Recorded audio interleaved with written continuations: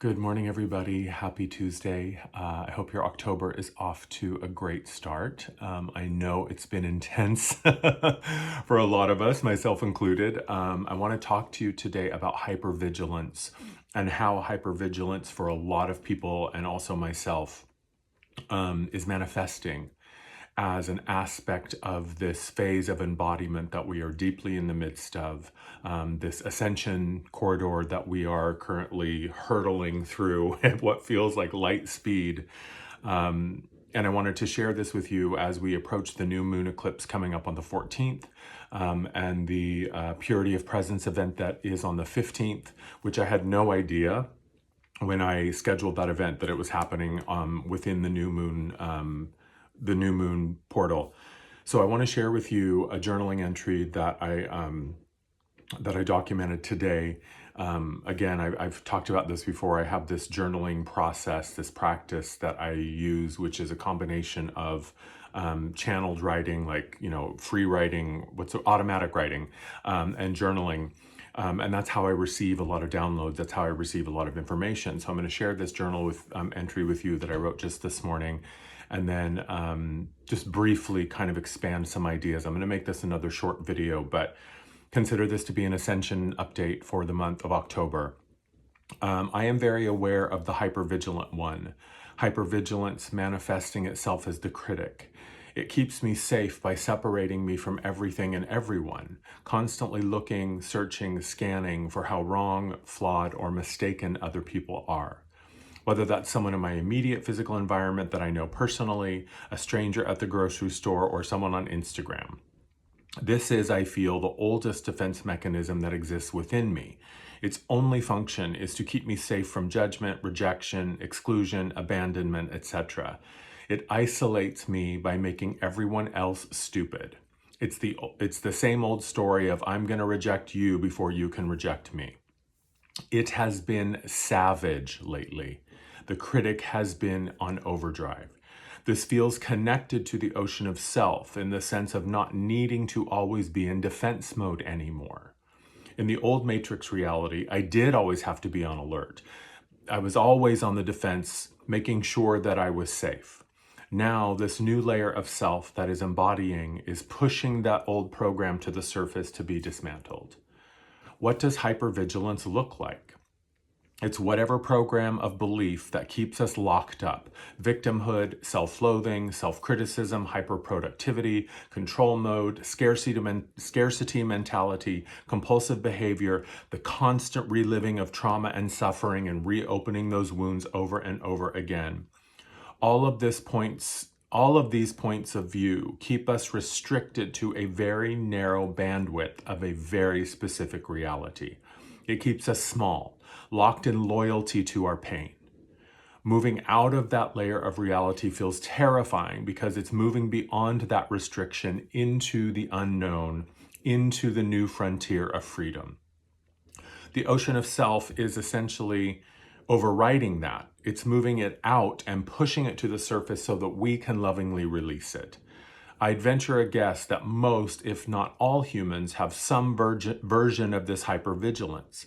It's a very old and well-worn mechanism that has been created to live with the suffering of being a human in the old sociopathic and psychopathic matrix. Dropping the old coping mechanisms is part of Ascension. When we are in hyper defense mode, it is really difficult for us to accept and embody the informations and energy that allow us to exit the matrix reality. It's like when the immune system turns on itself and begins to attack the body. The defense mechanism of hypervigilance behaves in the same way. Even though these energies are here as a support system for our ascension and benefit us, the material self, which is the mind, body, and emotions, essentially turns on us, acting to reject this energy in favor of the familiar survival mode way of living. This blew my mind to see this information woven together in this way.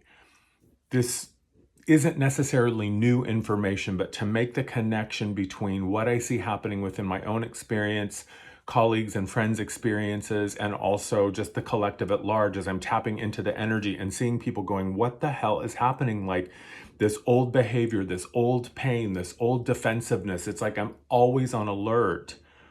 And I see that within my own experience.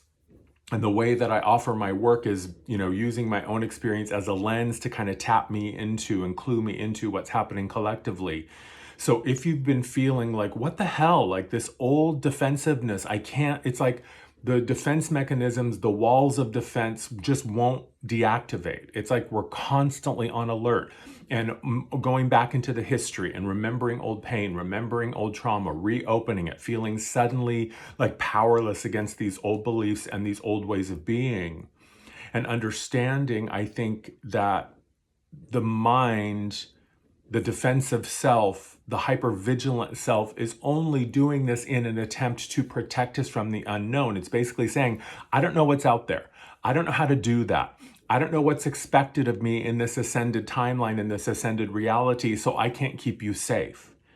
So I think if we can begin to understand why it's happening, it's an opportunity and an opening for us to offer deep, deep compassion to ourselves and to say, look, honey, I know why you're so defensive. I know why you are so hypervigilant. I was there when you experienced living in that traumatic matrix reality, but we don't need to operate in that way anymore. And the bit about, the immune system turning on the body and attacking the body, when it's actually trying to heal itself, it's actually trying to regenerate and recharge itself. That's what these hypervigilant programs are behaving like. It's like trying to attack a virus. And the energy that we are in the midst of embodying through this ocean of self and this layer of our awareness that descended in August and September, that's, I think, a large part of what is happening. Is it's just this old survival program trying to make sense of it. And the only way that it can make sense of it is to take us back to a familiar way of being. And again, I've said this before, the mind doesn't care if we're happy. The mind only cares that we are in a state, a way of being, a way of operating and moving through the world that it understands and that feels controllable. And even if that means going back to old behaviors, back to old beliefs, back to old pain and suffering realities, it doesn't matter because the mind understands that. Because remember, the mind was raised, the mind was groomed and programmed within this insane sociopathic, psychopathic version of the matrix reality, where it is all about defense and combat and trying to stay safe and scarcity and suffering and struggling. And I got to get mine. And if I don't get mine, and it doesn't matter if it's, if I'm taking from you, I just have to survive. So I offer this perhaps as a way to bring some perspective to your experience right now. Again, we're going to be moving into the event on the 15th, which is right after the eclipse season begins. We've got this last set of eclipses on the 14th, and then the second one, the full moon, is on the 28th, which is the lunar eclipse. So we're starting this eclipse season on Saturday, the new moon on the 15th, the 15th is the event the day after the new moon. And so this Purity of Self event that I'm offering, again, we're about 50% sold out. There's only 25 spots available. We're going to be deliberately and intentionally working with this energy, the ocean of self, to really embody that and connect with it and work in assistance, work in partnership with that layer of self, so that we can bring these old ways of being defensive, these old ways of struggle and suffering to the surface, love them, and then integrate that layer of self so we can let the behavior go. It's not the self that needs to go, it's the behavior and the patterning. So we love that self and say, baby, I love you, come here. And we integrate that. And then the habits, the behaviors, and the compulsions, that's what dissolves and collapses. So I'll put a link in the description here, so that you can sign up for that event. If you're watching this on Instagram, it's in the link tree in my bio. If you're watching this on YouTube, because I'm going to post it on both platforms, it'll be in the link in the description. I hope that this helps bring some context and maybe some deeper understanding as to what the hell is going on. Have a good day. I love you.